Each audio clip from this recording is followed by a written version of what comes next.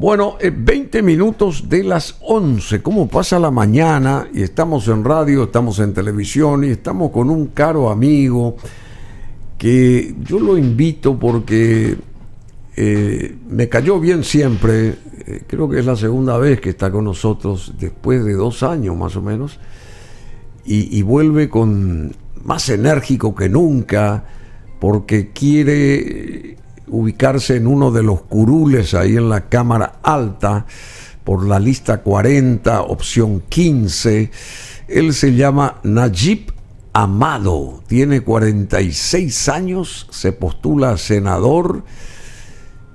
¿Y vos sos Amado, che? ¿O no? De apellido y creo que también ¿Te quiere la gente? En términos afectivos. ¿Te quiere la gente? Y en general la gente me quiere, por lo menos mi familia y mis compañeras y compañeros del partido pareciera ser que sí. Bueno, pero atención, él se postula por el Frente Guazú Ñemonguetá a querer arribar al curul ese mencionado de la Cámara Alta como senador el próximo 30 de abril. Aquí el querido Najib Amado es secretario general del Partido Comunista, que tiene más nombres que vos los vas a completar. Sí, bueno, primeramente un saludo para la audiencia, para la teleaudiencia. Muchas gracias. De BM Online. Gracias, Bruno, por esta posibilidad de conversar contigo, y también un saludo a los trabajadores y las trabajadoras acá que hacen posible que todo lo que hacen acá salga al aire, ¿verdad? Ayer fue el Día de las Mujeres Internacional. Ayer fue el Día Internacional de la Mujer Trabajadora. Fue también un ícono en su momento, ya en el siglo XIX y después el comienzo del XX. Producto de varias luchas, sobre todo en realidad el tema del día, porque se recortó pues la acepción del día. Porque el día originalmente es el Día Internacional de la Mujer Trabajadora. No es de la mujer nomás así al aire, ¿no? De Women workers, pero ahí dice no, claro, pero en inglés acá, se fue acortando esto. Exactamente. Workers. Entonces, qué sé yo, en general la gente habla el Día Internacional de la Mujer y algunos días el Día de la Mujer. Así nomás se queda, ¿no? Es el Día de las Mujeres Trabajadoras. El Día de la Mujer Trabajadora. Eso por un lado. Por otro lado, en cuanto al largo nombre de la responsabilidad que tengo, te decía antes de empezar, sí, yo soy secretario general del Comité Central del Partido Comunista, porque en realidad en los congresos del Partido Comunista elige a su dirección colectiva, y esa dirección colectiva elige a compañeras y compañeros del Ejecutivo y a la Secretaría General. ¿Por qué se hace eso? Porque los cargos electivos nuestros tienen revocabilidad permanente. Revocabilidad. Entonces, sí, nos pueden quitar en cualquier momento, básicamente, si es que no están de acuerdo con las tareas. ¿Cuántos años hace que vos estás presidiendo esto? Yo estoy en realidad en la Secretaría General desde el 2011. Que sigue mucho tiempo. 12 años ya, sí, 12 años y tenés 27 años. Pero tuve también, tengo que decir, tenés 27 años de militancia. Tuve un periodo política dentro del Partido Comunista. Exactamente. Hace 27 años que estoy en el partido, y entre el 2011 del 2011 a hoy tuve 4 años en donde yo no estuve en ejercicio de la Secretaría General porque tenía tareas cuando éramos parte del Frente Guazú. Yo era secretario general adjunto del Frente Guazú, y entonces tuve que renunciar a la Secretaría General del partido. O sea, hubo 4 años entre el 2011 y el 2013 en donde yo no estuve en la Secretaría General del Partido Comunista.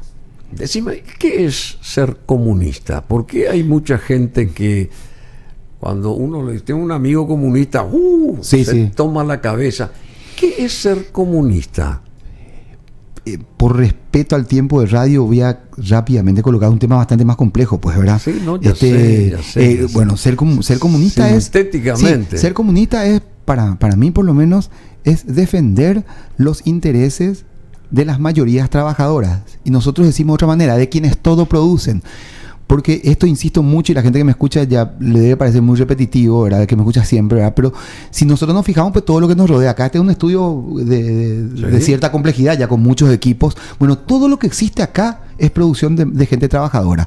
O sea, los dueños de los medios de producción, de las fábricas que hacen esto, no mueven. Ellos no son los que producen, son los trabajadores y las trabajadoras. Entonces, nosotros entendemos que el protagonismo productivo de la mayoría trabajadora no se expresa políticamente. O sea, no gravita, no tiene peso esa mayoría trabajadora en el terreno político como si lo tiene en la producción.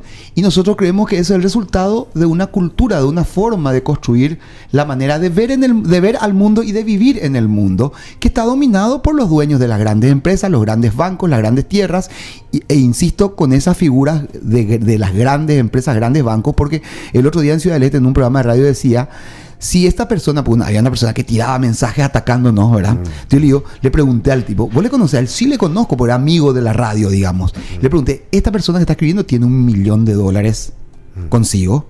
No, que va a tener, me dice. Ah, ok, entonces un compañero le digo: porque si tiene $1 millón, yo ya le identifico como alguien con quien confrontar. Pero si tiene menos de eso, en realidad está nomás con la ideita esta de que nosotros somos sus enemigos, y las cosas no son así. Yo estoy seguro de que la política del Partido Comunista va a ser beneficiosa para una persona que tenga menos de $1 millón acumulado, por lo menos acá en nuestro país. Entonces, es defender los intereses de la mayoría trabajadora. El cuco comunista tiene que ver, en el caso paraguayo, con décadas de tiranía militar fascista, liderada por Alfredo Stroessner, y con toda la propaganda que en el marco de la Guerra Fría, desde el Departamento de Estado, desde los Estados Unidos, se construyó en la confrontación que había entre Estados Unidos y la Unión Soviética como dos modelos de formaciones sociales y económicas, claro. Sí, antagónicos. Decime, y en estos 27 años de militancia política dentro del Partido Comunista, ¿vos no te sentiste nunca agredido, no te sentiste incómodo acá dentro del país, digamos, al decir, vos sos colorado, liberal, febrerista, soy comunista? ¿Y cómo te respondía la gente?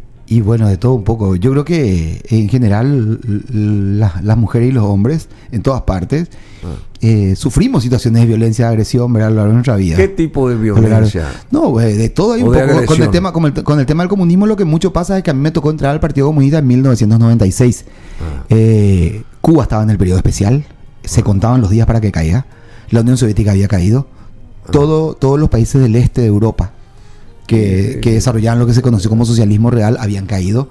Entonces se planteaba, a partir del 89, ya no está esto, acá. Claro, el comunismo ya no sirve, ya terminó. Entonces, contarle a la gente, de mi parte, a mis amigos, que yo era comunista, me generaba cierta, inclusive, autocensura a mí mismo. ¿Y cómo te tratan tus amigos que no son afiliados militantes al Partido En este Comunista? momento lo toman, o sea, en los últimos 10 años más o menos, lo toman con mayor seriedad. Había un poco de todo. Mayor seriedad, me respetan. ¿Verdad? Porque ¿qué es lo que pasa? O sea, vos te sentís ¿qué es lo que amigos pasa? Sí, tengo muchísimas amistades. Quiero que me entiendas lo que te quiero decir. Vos te sentís como pez en el agua dentro de un marco de amistad y solidaridad, porque eso no cambia, esos son denominadores comunes, ¿verdad? Pero con gente amiga, digamos, amiga de pensamiento conservador, años, por ejemplo, de años, vecinos, con los cuales jugaste siempre desde chiquito. Hay una vinculación más allá de los partidos políticos. En el caso mío, porque yo crecí en un barrio muy tradicional, hoy se llama Vista Alegre, Vista Alegre, Pinosá, ¿verdad? Yo hasta ahora tengo relación con mis amigos de infancia, porque además éramos una banda de chicos. Éramos muchísimos, porque en la calle donde yo vivía, y que vivo otra vez ahora, en la calle Araucano se llama, que es una calle de tierra, era de tierra cuando eso, y no tenía salida, pues, ¿verdad? Entonces ahí jugábamos fútbol en la calle con los chicos, ¿verdad? Y hasta ahora somos recontra amigos. ¿Sigue de tierra? No, se empedró, ahora Araucano ya tiene una fisonomía como más moderna, ¿verdad?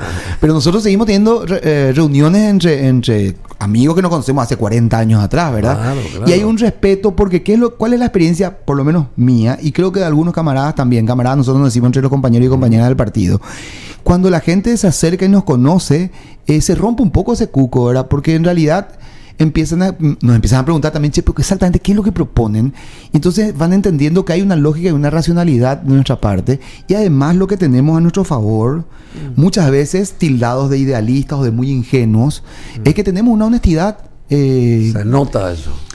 A toda prueba no quiero decir, porque la vida sigue, ¿no? Pero en realidad hasta hoy así somos incorruptibles, y yo creo que eso es un valor muy grande. Y además hay una cuestión que nosotros seguimos reivindicando y que mucha gente también lo toma con cierta sorna, con cierta ironía. Nosotros entendemos que no podemos hacer política en clave de transformación social y económica favorable a las mayorías, si es que no la fusionamos con la ética.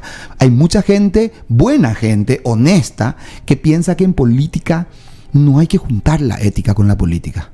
porque la Al política, contrario. claro, la política va por otro camino. Al dicen, contrario, ¿no? eso es lo que falta. Y bueno, esa es la comprensión Eso es lo nuestra, que ¿verdad? falta. Y cuando nosotros planteamos, decir, sí, pero vos sois idealista. Vos sabés nomás. que antes en los colegios se enseñaba ética y moral. Claro, sí, me acuerdo. Yo sé fui si todavía, vos- yo fui de esa malla curricular todavía. Ética y moral. Sí. Y todo eso se levantó. Y por eso Sí. que se cambió, por eso vino abajo todo, se vino abajo toda esta historia. Y no se tiene en cuenta la familia, no se tiene en cuenta, porque uno aprende ahí en el seno familiar. Muchas cosas que se perdieron, Bruno. Claro. Yo no sé si vos habrás vivido en mi barrio. Yo que vivía. No, yo soy mucho más No, vivía viejo que vos, el yo. Yopoy.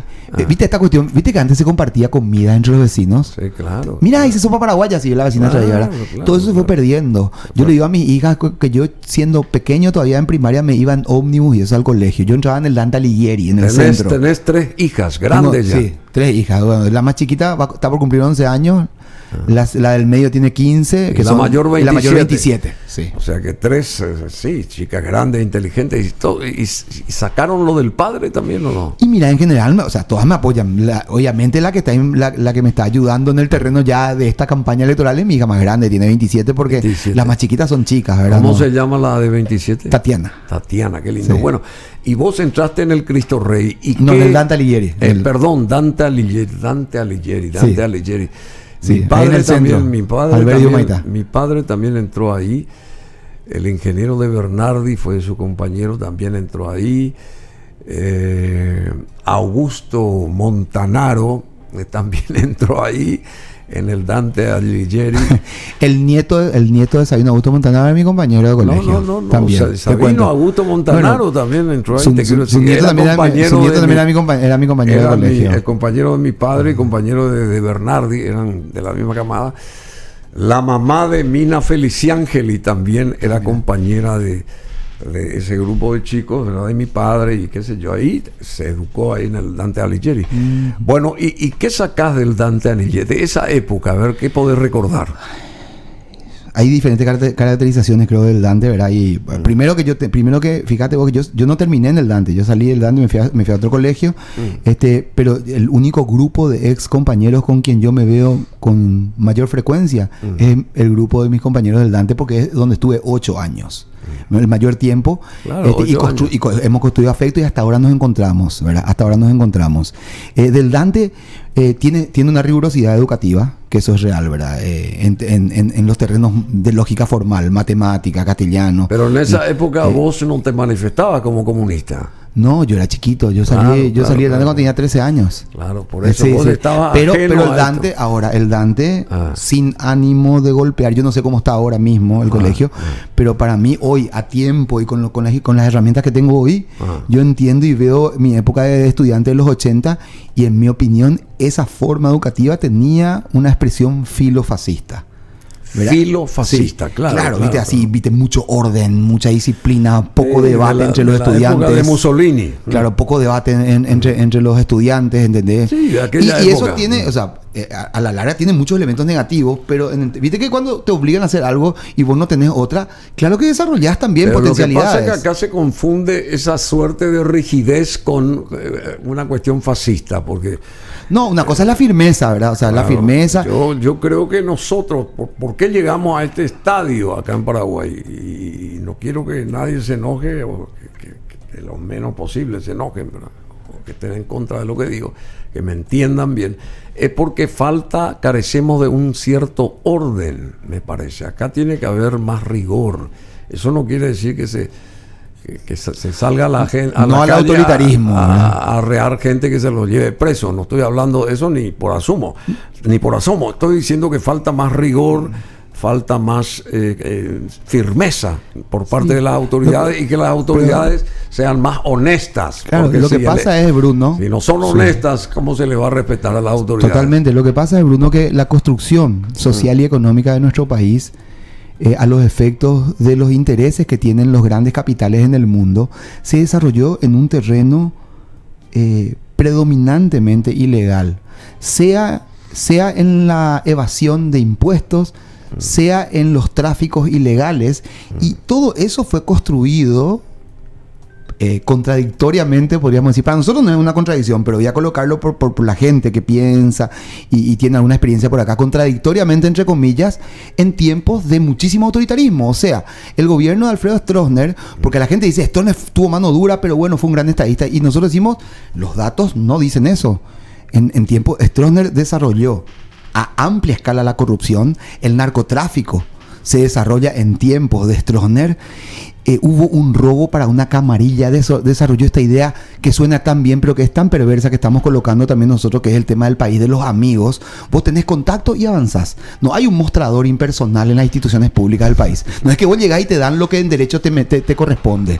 Entonces, todo eso se desarrolló en tiempos de Stroessner, y después viene esto que llamamos transición democrática, con una apertura más grande en términos económicos, y se sigue disparando la corrupción, ¿verdad?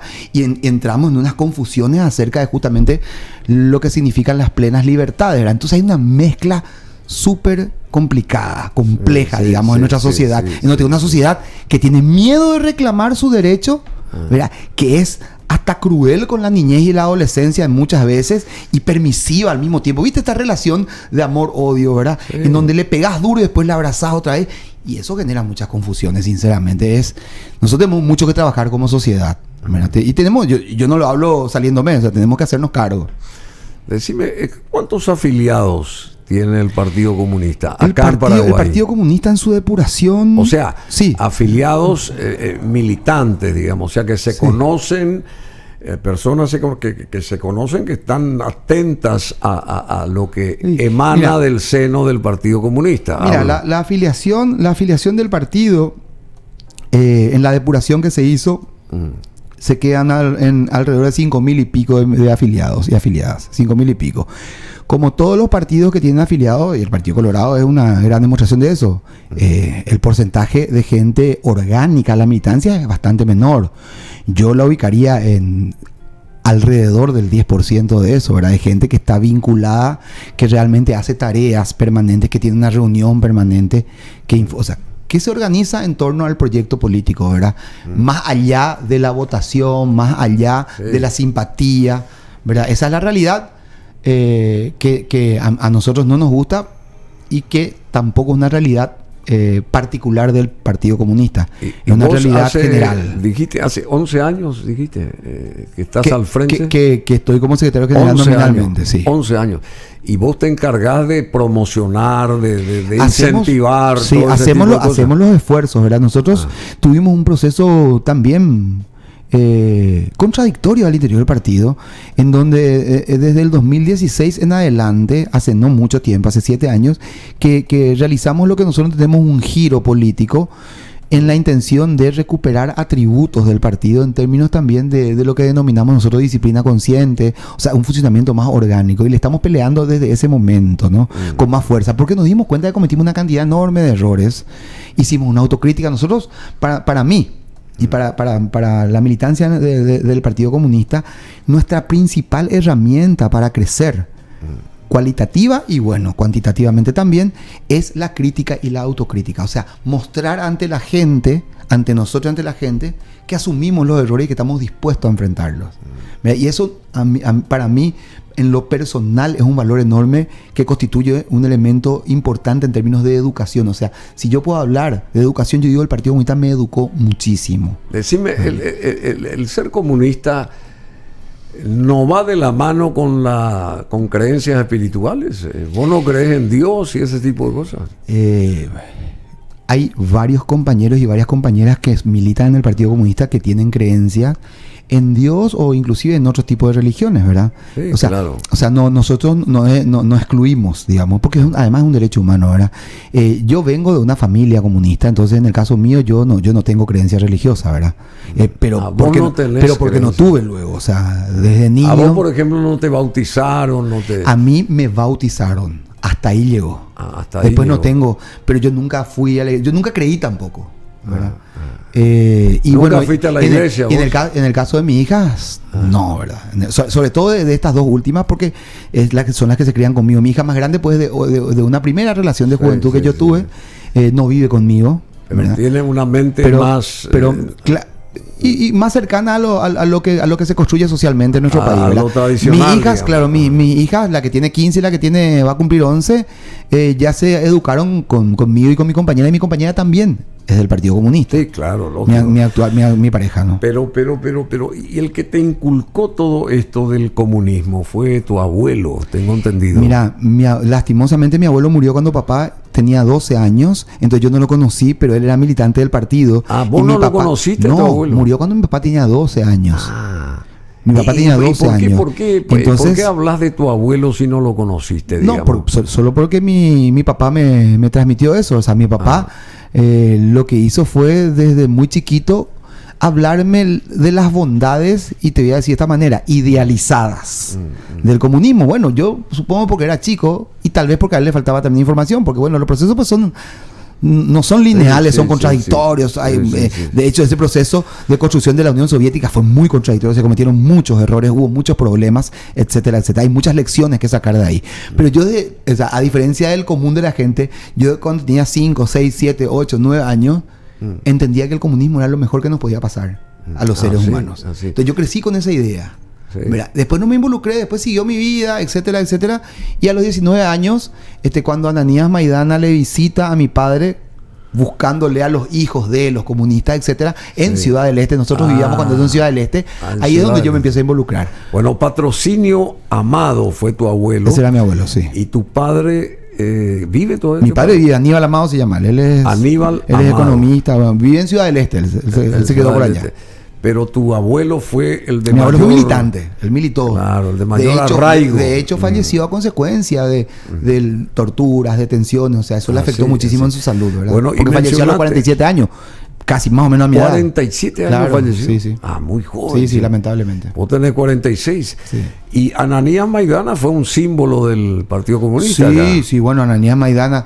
Mira, yo tengo, a quienes le debo mi militancia dentro del partido, digamos, si puedo... a mucha gente, pero si tengo que citar a gente que me marcó en mi juventud, son Ananías Maidana, Luis Casabianca y un viejo militante que murió hace poco a los 94 años, que militaba en Ciudad del Este, que se llamó Diomedes Mora. Diomedes Mora. Sí. Diomedes. De una familia comunista muy heroica, su hermano secuestrado, desaparecido, ¿verdad? Él también, o sea, los tres de hecho presos, torturados, Ananías 20 años en prisión, ¿verdad? Y ellos tres lo que estaban trabajando mucho en la reconstrucción partidaria en esa época, pues en los 90. Entonces yo tuve, no solamente quienes entramos al partido en ese tiempo, tuvimos mucha relación con ellos, y entonces sí, yo me acuerdo muchísimo de estos tres grandes camaradas. Pero hubo también otro Maidana que no precisamente fue pariente, tengo entendido, de Ananías, Antonio Maidana, que fue secuestrado en Buenos Aires en 1980. Antonio Maidana, 27 de agosto de 1980 fue secuestrado junto a otro principal dirigente del partido. Antonio Maidana, el secretario general. Y el siguiente... Antonio Maidana fue también secretario general, sí. Y el segundo de él era Emilio Roa, un dirigente obrero del partido, ¿no? Y ellos dos se encontraron en una plaza en Buenos Aires y ahí fueron secuestrados, desaparecidos. Hasta hoy no se encontraron. Desde 1980 nadie supo más. Desde el 27 de agosto de 1980 hasta ahora nadie supo más nada. Ahora, Antonio Maidana en términos de consenso dentro de la militancia comunista, es el principal dirigente de la historia del Partido Comunista Paraguayo por muchos atributos. Además de su claridad, de su capacidad intelectual, de su capacidad política, lo que destacan mucho los compañeros y compañeras que estuvieron con él presos, que militaron con él, ¿verdad? Destacan su bondad, su capacidad de escucha, su sencillez, su humildad. Tanto que... Humildad, Antonio Maidana. Sí, tanto que nosotros hemos creado nosotros decimos el primer centro que explícitamente se denomina marxista, que ahora todavía no tiene un año, que creamos dentro del partido, pero para construir hacia afuera, ¿no? En el espacio más intelectual, académico, que un centro de estudios marxistas, que le pusimos como nombre, Centro de Estudios Marxistas Antonio Maidana. Qué interesante. En honor a la integralidad de ese ser humano, ¿no? Porque nosotros pues no podemos reivindicar el marxismo como una expresión teórica desprendida de la conducta humana. Entonces vos podés tener gente muy profunda teóricamente, pero que su conducta dista mucho de esa profundidad teórica. O sea, mucha gente desarrolla conocimiento y padece algo que nosotros también le denominamos, sería una suerte de narcisismo intelectual. Le gusta saber mucho y expresar lo que sabe, pero no actúa en consecuencia. Hoy, ¿cómo está Paraguay, según vos? Como joven, Sí. tenés 46 años. Sí, la verdad que tengo 40, voy a cumplir 47 años. Pues a mí me gusta decir cada año que viene, cada año no, yo ya me pongo el año Sí, en que cumplo. sí, pero sos joven. Sí, así me dicen, ¿verdad? Tenés 40 años más por delante. Decime, Sí. ¿cómo te sentís en este país? ¿O qué Yo- sentís de este país? Sí. Como un habitante normal y silvestre Sí. que camina, que hace su vida. ¿Cuál es cómo definirías hoy a Paraguay? Sí. Dos elementos generales que nos hacen solo a Paraguay, quiero colocar, ¿verdad? En Paraguay tiene, como todo país, un pueblo honesto, trabajador, sacrificado, ¿verdad? Esa es una realidad. Una premisa. Sí, esa es para nosotros una realidad. Segunda cuestión, para nosotros tenemos una enorme confianza en el ser humano. Y el pueblo paraguayo, obviamente pueblo de seres humanos, nosotros confiamos muchísimo en la posibilidad de transformar, cambiar y recambiar todo lo que haga falta. La humanidad ha demostrado eso. Entonces, si nos metemos a hacer política, más todavía desde el comunismo, es porque tenemos una profunda confianza en la humanidad. Dicho esto, Paraguay, un país profundamente desigual, dramáticamente desigual, y esas desigualdades, esas inequidades son peligrosas, y eso se expresan en los índices de delincuencia y en las formas que toma la realización del capital, o sea, cómo se gana dinero en Paraguay, o sea, los multimillonarios cómo sobre todo ganan dinero en Paraguay, y ahí uno ve una fuerte presencia de expresiones narco-mafiosas. Y eso en estos últimos años empezó a expresarse de manera mucho más descubierta, mucho menos solapada. Y si uno se fija, tal vez esto tampoco sea una característica exclusiva del Paraguay, porque se da en varios lugares. Entonces, ¿qué pasa también, Bruno? En las grillas de la programación empiezan a aparecer programas sobre mafiosos, sobre narcotraficantes, que yo no sé si decididamente, creo que sí. Creo que sí. En la televisión. En la televisión. Creo que sí, pero no puedo asegurarte esto, ¿no? Claro. Pero, en nuestra opinión, contribuyen a una naturalización del escenario. Todo el Entonces, mundo dice, cree que por ya ahí está, es el camino. Ya está, claro, esto ya es así, no podemos cambiar. Nos enseñaron a ser buenos, pero no da.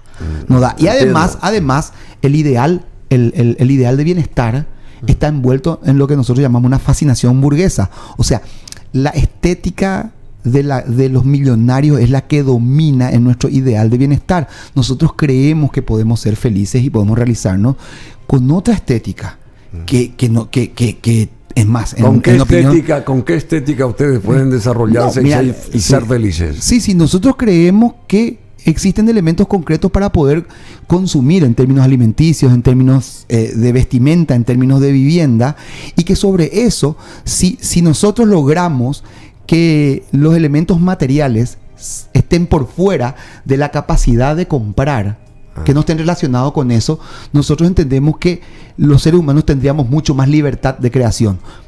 Si el arte estuviese transitando exclusivamente por fuera de la mercantilización, no considerado como mercancía, es probable que tenga condiciones de producir muchísimas más cosas bellas de las que hasta hoy ha producido, ojo que muchas cosas bellas producimos los seres humanos. Decime, ¿y cuál es la profesión tuya? Porque vos está bien. Yo estudié economía. Secretario general del Partido Comunista. Yo estudié economía, soy miembro de la Sociedad de Economía Política del Paraguay. O sea, ¿cómo vos ganás dinero? Porque vos tenés que ganar Sí, dinero. yo trabajo en asesorías, ¿verdad? Y trabajo esto con mi hermano, sobre todo, y también trabajo con mi compañera en algunos proyectos de investigación, ¿verdad?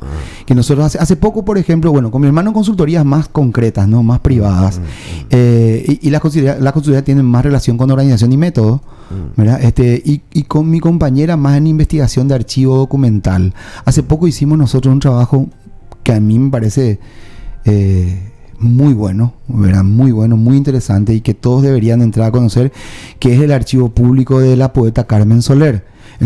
Trabajamos una investigación sobre su obra literaria, sobre su trayecto histórico, sí. Y también hacemos una valoración política de Carmen, ¿verdad? Y sobre todo un archivo público muy generoso porque en altísima definición escanea manuscritos y mecanografiados originales de Carmen que cualquier persona que acceda al archivo puede descargarla y guardarla en su computadora. En una frase, Carmen Soler fue... Carmen Soler fue poeta. ¿En qué tiempo docente. vivió ella? Carmen Soler sobre todo desarrolló su poesía entre los años 50 y los 80, fallece en el 85. Viene, digamos, políticamente de la militancia en el Partido Febrerista, luego pasa al Partido Comunista, sufre cárcel, tortura, exilio, muere en Buenos Aires, de hecho, fue compañera de pareja de Luis Casabianca, fueron pareja ellos. De hecho, en Paraguay hasta se empezaron a publicar cosas suyas después de su muerte, recién, ¿verdad? Y bueno, ahí nosotros hicimos un trabajo interesante que cruza la historia paraguaya también, ¿verdad? ¿Vos la conocés a Liz Fernández Casabianca? Claro que la conozco a Liz. Sí, la conozco muy bien. Fabulosa. Sí, es una amiga. Poetisa, una amiga. Espectacular. Y su padre fue un gran dirigente también del Partido Comunista, conocido como Fernández Pucú. Fernández Pucú, su papá. Bueno, decime, vos querés ser senador, querido Nayib Amado, 46 años, le respalda al Frente Guasuñe, Monguetá, lista 40, opción 15. ¿Cuál sería alguna de las propuestas o qué basarían ustedes, o sea, vos, cómo basarías tus apetencias respecto a si vos llegás al Senado? ¿Qué vas a desarrollar ahí? Bueno, nosotros tenemos un programa legislativo, digamos, ¿no? Para llegar al Senado, y nosotros le llamamos también que es una agenda de lucha, ¿verdad? ¿Por qué? Porque nosotros... voy a decirlo de esta manera, ¿verdad? Algo concreto, por ejemplo. Te iba a decir, jubilación universal es un elemento concreto, salario móvil es otro elemento concreto que nosotros... ¿Salarios? Salario móvil. Salario móvil es básicamente el salario se ajusta de acuerdo a la suba de los precios en el marco de una propuesta de regulación de la canasta básica también. ¿Qué es lo que pasa, Bruno? Objetivamente hablando, yo no voy a colocar ningún chisme, ninguna presunción en este caso. Objetivamente hablando, en los últimos 20 años la clase trabajadora tuvo una pérdida de capacidad adquisitiva de alrededor del 40%. ¿Qué significa eso? Que si el salario se subiese, entre comillas, o si hubiera un aumento del 40% del salario, este no sería un aumento, sería un ajuste. Porque objetivamente hablando, según datos concretos, la clase trabajadora ha perdido esa capacidad. El salario mínimo hoy, de acuerdo a tu óptica, debería ascender a ¿qué cifra? Alrededor de los 4 millones. 4 millones. Alrededor de los 4 millones. Y ahora son 2 millones y medio. 2 millones, 400 y pico, sí. No, 2 millones y medio. 2 millones y medio, 550 más o menos, oficialmente. Sí, oficialmente. Pero con eso no se llena la expectativa de una familia de 4 miembros, por ejemplo. No, en general se sabe eso. De hecho, con 2 salarios mínimos cuesta mucho también. O sea que vos pensás... la vida digna de una familia de 4 miembros oscila entre 8 y 10 millones de guaraníes. Y no estamos hablando de gente que se dé lujos. No estamos hablando de gente que se dé lujos. ¿Ustedes creen que con 4 ya se escalaría, se daría un paso importante? Como salario mínimo, pero ¿por qué decimos eso nosotros? Porque de hecho, hoy por hoy, es lo común. Es que ambos miembros adultos trabajen. Lo común es eso. Lo común, sí. La mayoría se ve obligada a trabajar. Por eso que las mujeres tienen tanta presión, tanto desgaste, tanta explotación encima, porque mayoritariamente, no todas, pero mayoritariamente se ocupan de las tareas del hogar, además de ser explotadas en su trabajo. Entonces nosotros planteamos esto. Pero lo que quería decir antes de plantear esta propuesta es nosotros exclusivizamos, si pudiese utilizar esta palabra, nos colocamos exclusivamente en defensa de los intereses de la clase trabajadora. ¿Por qué? Porque de hecho somos un partido de la clase trabajadora y los grandes empresarios, grandes banqueros, grandes terratenientes tienen mayoritariamente una representación política. Objetivamente hablando, la gran mayoría de los miembros del Parlamento, más allá de que hablen del pueblo en astrauto, de que quieren que estemos mejor, que todo el mundo esté mejor, ellos están comprometidos con esa minoría dueña de grandes bancos, grandes medios, grandes empresas, grandes tierras. Entonces, ellos tienen su representación. Nosotros creemos que para que nuestro país avance en términos de justicia social, la clase trabajadora tiene que construir su representatividad política, pero ojo, representatividad política, pero antes que es una representatividad social, porque también el movimiento sindical está seriamente herido por múltiples problemas, incluyendo la corrupción de una buena parte de su dirigencia, lastimosamente. Bueno, todo eso hay que recuperar.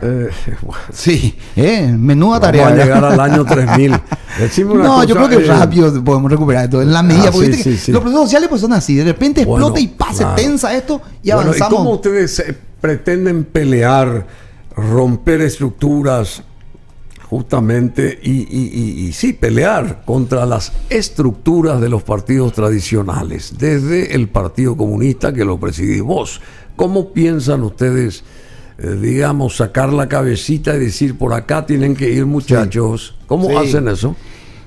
¿O harán eso? Sí, pero muy genial es la pregunta. Pues nosotros justamente ahora estamos en serio, porque estamos diciendo ahora nosotros que de dos maneras podemos decir, o no nos podemos decir, a mí no me interesa hablar de política, quiero hablar de economía. O podría decir de otra manera, si hablamos de política seria, hay que hablar de economía, de cómo estamos hoy, de qué condiciones de transporte tenemos, condiciones de vivienda, de alimentación. O sea, es problema, nuestra subsistencia diaria, es la expresión de la política que existe en el país. Y entonces nosotros, ¿qué es lo que decimos? El debate es sobre la estructura social y económica que tiene el Paraguay. Entonces hay gente que dice, no, porque los colorados, no, porque los liberales. No, el problema es la representación política de estos partidos. O sea, el pueblo colorado y liberal es un pueblo mayoritariamente trabajador, honesto, sacrificado, explotado, etcétera, etcétera, ¿no? Ahora, las direcciones políticas, objetivamente hablando, más allá de la bondad o de la maldad de sus componentes, defienden los intereses de los que tienen acumulación grande, de los millonarios. Nosotros creemos que hay que pelear eso para que el trabajador, la trabajadora, entienda que, primero, su rol en la producción, y diga, a la pucha, yo que soy importante, porque de hecho se le denigra por el trabajador. Vos con nada, lo no hace demasiado gente, lo hay que quiere trabajar en vez de vos. Entonces se le aplica se hace un trabajo educativo de desmoralización del trabajador. Entonces yo no soy lo inteligente, soy lo tabú, y pues se dice porque el que quiere puede. Hay que complicado incentivar a la gente. No, porque además es justo. Y la clase trabajadora se merece entender que sin el trabajador, la trabajadora, nada de lo que hay a nuestro alrededor existiría. Entonces, recuperar la confianza en la fuerza propia es un paso demasiado importante, y trasladar el debate político a un terreno serio, porque objetivamente hablando, para nosotros el debate político no es serio. Por eso nomás que el ciudadano, la ciudadana en Paraguay, el ser humano común y corriente, hace de la categoría del político un sinónimo de politiquero. La política es politiquería, el político es politiquero. O sea, un corrupto luego que quiere acumular nomás luego dinero, que eso nomás lo es lo que va a hacer. Entonces mucha gente se mete en política para que le dé alguito. Claro, el político. No es alguito para ese es el objetivo. Sí, o dice, no me interesa la política. Política. No quiero saber nada de la política, porque todos los políticos son la misma cosa. Bueno, pero y hay que pelear y también dignificar a la gente que trabaja bien y honestamente con un salario mejor. Yo soy en ese sentido categórico, eso es. Defiendo esa postura. La doctrina comunista, al parecer, ya es inaplicable actualmente en el siglo XXI. Sí. ¿O ustedes creen que debe de volver a instalarse la doctrina comunista, más allá de todos los movimientos que se están dando? ¿Verdad? Porque... Y mira, yo voy a colocar, inclusive, yo estoy seguro que sí, pero voy a asumir una postura escéptica. Y voy a decir lo siguiente: ponele que el comunismo no sea más aplicable.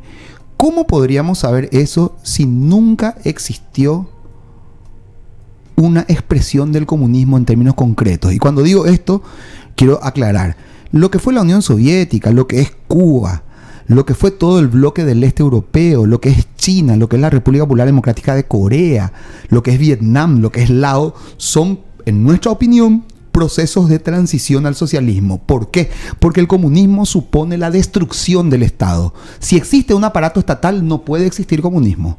El comunismo es la libre organización de hombres y mujeres para producir y reproducir sus vidas. La libre asociación. Entonces el comunismo se plantea bajo sistemas comunales de construcción, solo que a diferencia del anarquismo, entiende que del capitalismo al comunismo tiene que haber una transición que los principales precursores le llamaron, Marx, Engels, por ejemplo, dos grandes precursores del comunismo, le llamaron socialismo científico.